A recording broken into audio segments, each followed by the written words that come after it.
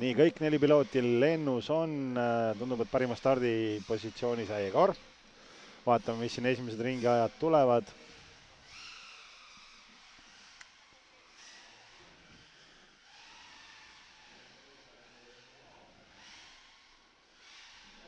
No kõik 4 on õhus.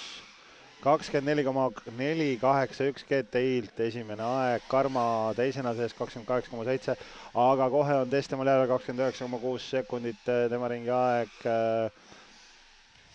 Egor 44-l nüüd, jah, oi, 39,34, 20 sekundit aeglasem, 22 sekundit aeglasem kui tema siiamaani parim aeg.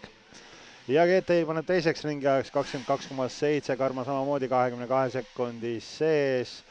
noh, kolmandana test 26,7, aga Egoril tundub, et jah, Egor oli maas praegu korraks. tundub, et tema jaoks see rong nüüd läheb ära, kui just siin eespool midagi ei juhtu. jah, GTI kolmandalt ringilt 21,7 sekundilise ringi ajaga, Karma 23,1 ja test peaks nüüd tulema ka kohe sinna järge pidi.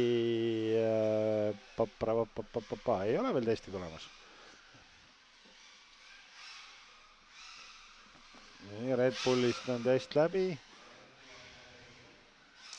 nii, GTI neljanda ringi ajal 20,86 ja Karmal 23,1.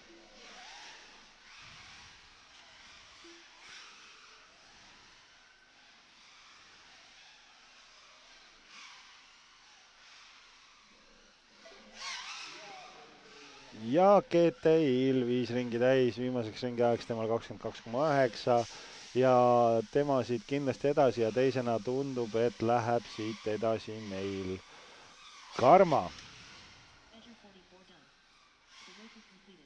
täpselt nii on. ja GTI on siis ka üks esimesi vendasid, kes sai alla 2 minutiga 5 ringi täis.